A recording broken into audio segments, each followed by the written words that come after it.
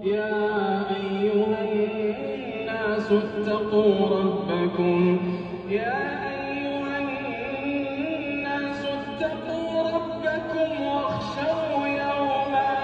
واخشوا يوما لا يجزي والد عن ولده ولا مولود هو جاز عن والده شيئا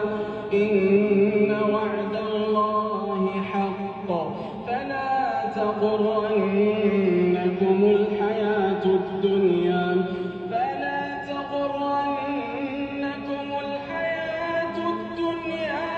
ولا يغرنكم بالله الغرور إن الله عنده علم الساعة وينزل الغيث ويعلم ما في الأرحام وما تدري نفس ماذا تكسب غدا وما تدري نفس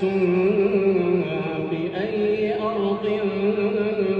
تموت وما تدري